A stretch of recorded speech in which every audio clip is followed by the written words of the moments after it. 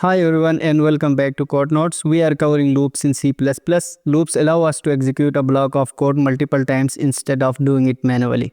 There are three types of loops in C+: while loop, do while loop and for loop. We have already covered while loop and do while loop in our previous videos. In today's video we are going to cover for loop. Now let's look at the syntax of the for loop and will understand it with an example. It starts with the for keyword followed by a parenthesis, and there are three parts in this parenthesis. First, initialization of the variable.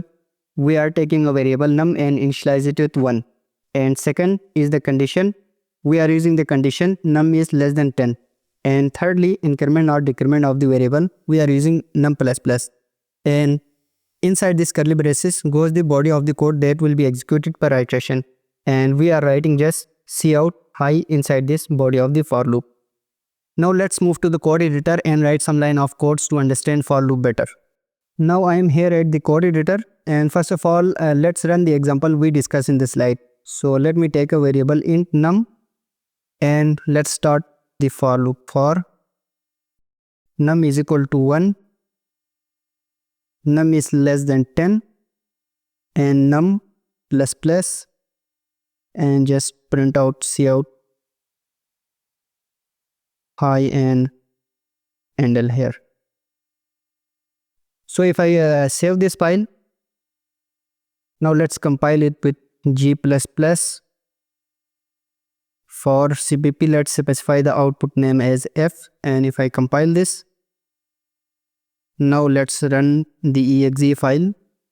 Now as you can see, it has printed the high 10 times. Now let's understand the execution of the for loop. For loop executes in 4 steps. Number 1, the initialization of the variable. Number 2, the condition will be checked. If the condition is true, then the third step is to execute the block of the code inside this curly braces. And the fourth step is to increment or decrement the variable by 1 or 2. And these 4 steps will be repeat for per iteration. Now let me just remove this high and let's print the num variable here. And let me just remove this handle too. So if I again compile this file and if I run it, now as you can see, it has printed 1, 2, 3, 4 up to 9, because when the value becomes 10, which is not less than 10, so it only prints up to 9. One more thing is that you can also define the data type of the variable inside this for loop. So if I do it like int num is equal to 1, it is also correct in C++. You can declare the variable inside the for loop and also outside of the for loop. So if I run this to check if it is working correctly or not, so if I just compiled it and if I run this, now as you can see, it has printed 1, 2, 3, 4 up to 9. So you can define the variable name inside the for loop and outside too. Now this is one of the basic example of the for loop where we are just printing number in increasing order. To specify it and more clear, let me just add a comma here, and if I compile this and run it, now as you can see, it is printing number from 1 to 9. And if I just make it less than or is equal to, so it will print up to 10.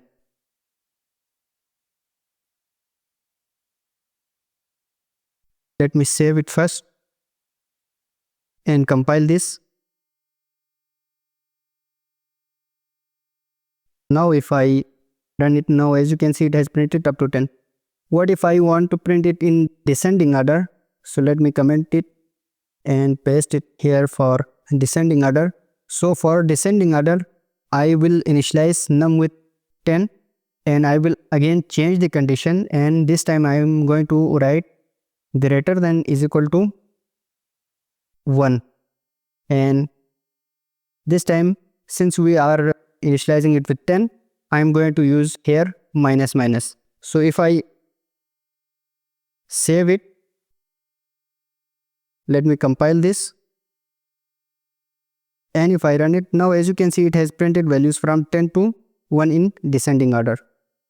What if we want to print the odd numbers? So for that, let me just copy this and paste it over here.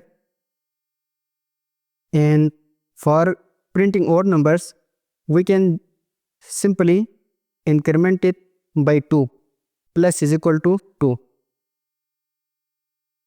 So what will happen here is that the value of num is 1, which will be checked, and print 1 will be printed, and the increment is 2.